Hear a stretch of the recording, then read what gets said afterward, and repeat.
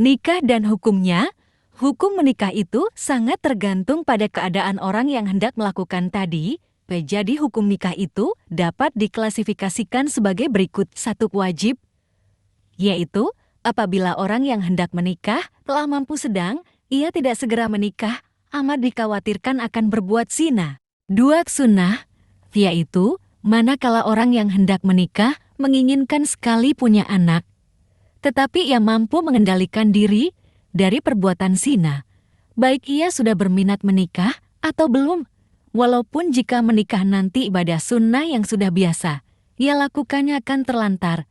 3. Makruh, yaitu apabila orang yang hendak menikah belum berminat punya anak, juga belum pernah menikah, sedangkan ia mampu menahan diri dari berbuat zina, padahal ia menikah sunnahnya terlantar. 4.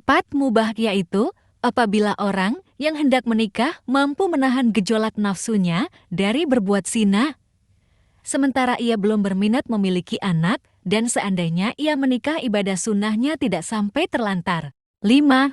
Haram, yaitu bagi orang yang apabila ia kawin, justru akan merugikan istrinya karena ia tidak mampu memberi nafkah lahir dan nafkah batin.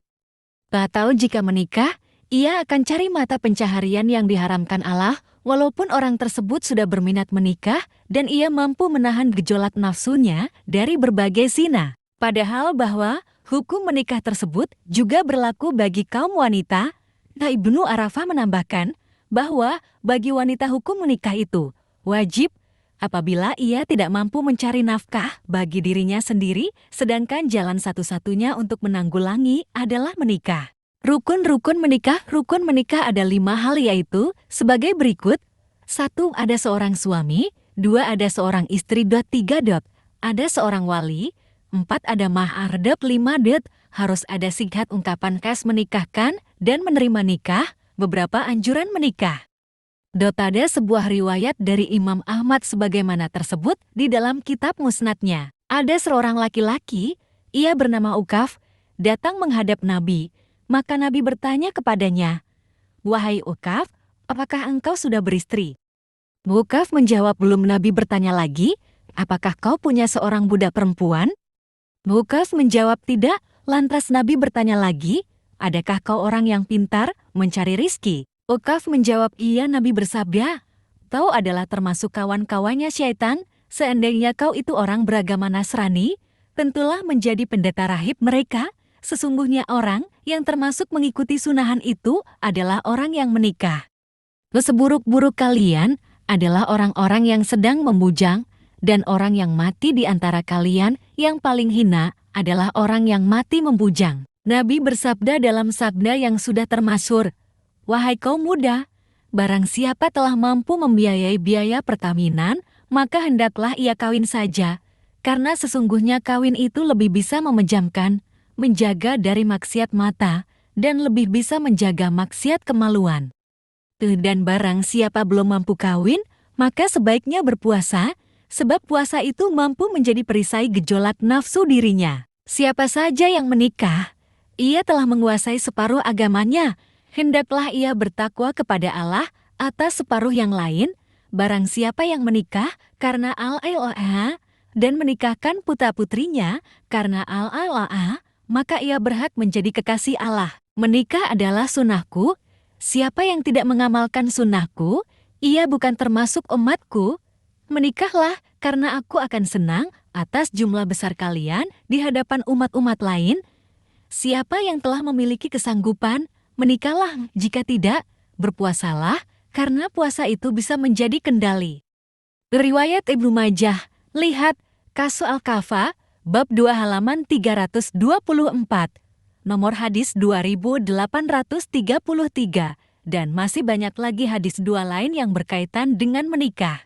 Dianjurkan menikah dengan wanita salihah.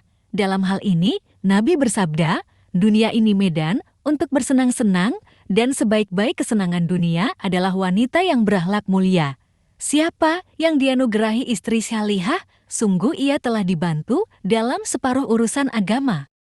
Maka bertakwalah kepada Allah atas separuh yang lain. Riwayat Ibnu Al-Jauzi, lihat Kas Al-Kafa, 239, Nom. Hadis 2432.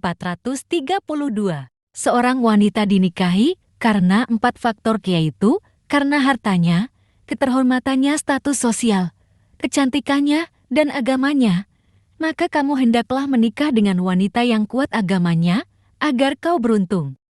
Sebaik-baik istri umatku adalah yang paling berseri-seri wajahnya dan paling sedikit sederhana mas kawinnya. Anjuran menikahi wanita yang produktif dan ideal, bahwa tujuan menikah adalah untuk kesinambungan generasi dan agar umat manusia tetap eksis di muka bumi.